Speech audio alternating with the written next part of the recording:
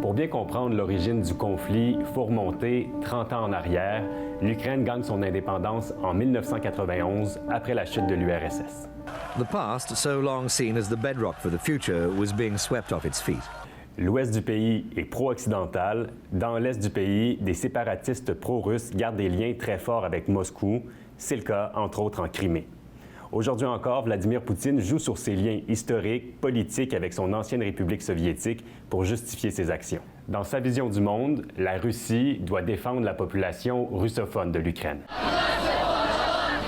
On fait un saut en 2004 alors que l'Ukraine revient à l'avant-scène de l'actualité. C'est la révolution orange qui permet à Viktor Youtchenko de prendre le pouvoir. L'élection du politicien pro-européen est loin de faire plaisir au Kremlin, qui voit là une nouvelle perte d'influence dans le secteur. L'élection de 2004 divise encore plus le pays en deux blocs très nets, et l'Est a voté majoritairement en faveur du candidat soutenu par la Russie. En 2014, les politiques du président pro-russe Viktor Yanukovych sont dénoncées par des centaines de milliers de manifestants ukrainiens. C'est la révolution Maïdan. Après une répression sanglante, Yanukovych est éjecté du pouvoir. Mais la Russie en profite pour envahir la Crimée et les habitants de la péninsule votent à 97 % en faveur du rattachement avec la Russie lors d'un référendum controversé.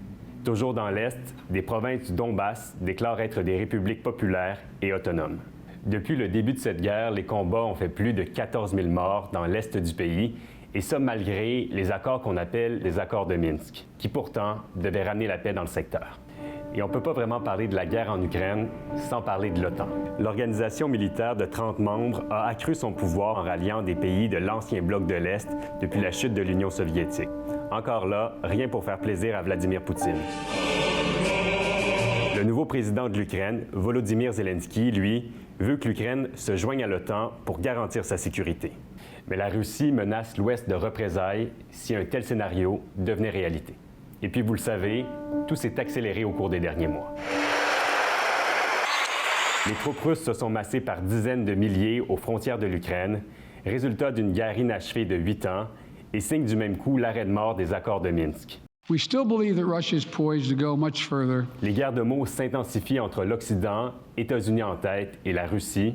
Les autorités militaires russes assurent pendant des semaines ne pas vouloir envahir l'Ukraine. Mais l'histoire nous confirme maintenant que c'était faux.